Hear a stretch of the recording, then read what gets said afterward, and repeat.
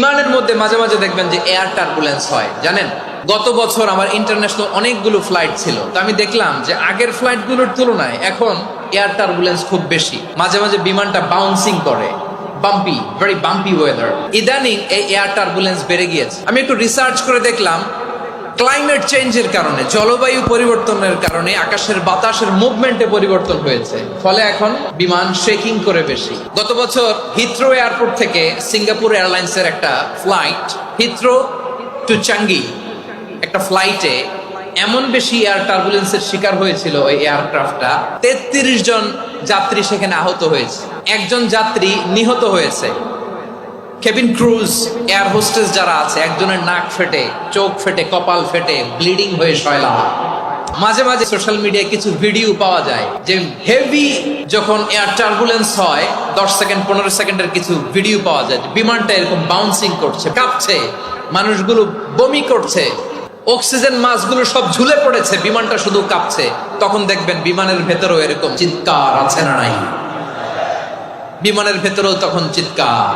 প্রিয় ভাইয়েরা, 40,000 ফিট উপরে বিমানটা যখন কাঁপবে, তখন আমাদেরকে আল্লাহ ছাড়া আর কেউ বাঁচানোর আছে? কয় হাজার ফিট?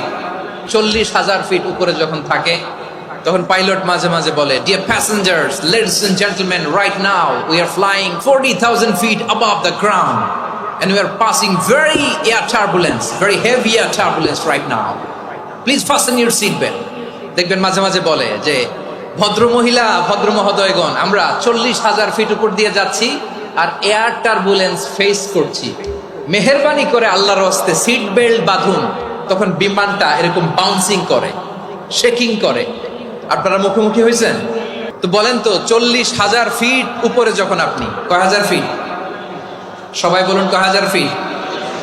40,000 ফিট উপরে যখন আপনি, তখন যখন বিমানটা এরকম বাউন্সিং করে, সবাই যখন ভমিটিং করে বিমান নষ্ট করে দেয়, বমি করে, তখন বাঁচানোর কে আছে আল্লাহ ছাড়া? কেউ আছে? তখন আমাদেরকে আল্লাহ ছাড়া আর কেউ বাঁচানোর আছে? এত আসতে বললে হবে? ওই কঠিন মুহূর্তে আমার বাবা আমারে বাঁচাতে পারে, আমার বন্ধু আমারে বাঁচাতে পারে। এই গ্রাউন্ডে, জমিনের বুকে আমার প্রোটোকল, আমার ক্ষমতা, আমার দাম্ভিকতা, কোনো কিছু আমারে বাঁচাতে পারে একজন ছাড়া। চিল্লায় বলতে হবে, তিনি কে? সে আল্লাহ। বললেন, গোলাম, আমি বিপদের সময় ঠিকই তোমাদের বাঁচিয়ে নেই। ওই বিমানের ভেতরে 40,000 ফিট উপরে যখন তোমরা এয়ার টার্বুলেন্সের শিকার হও, তখন নাস্তিকও আল্লাহরে ডাকে, হিন্দু আল্লাহরে ডাকে। জোরে বলেন ঠিক কিনা? আবার বিমানটা যখন শান্ত হয়ে যায়, একটু পরেই বিমানের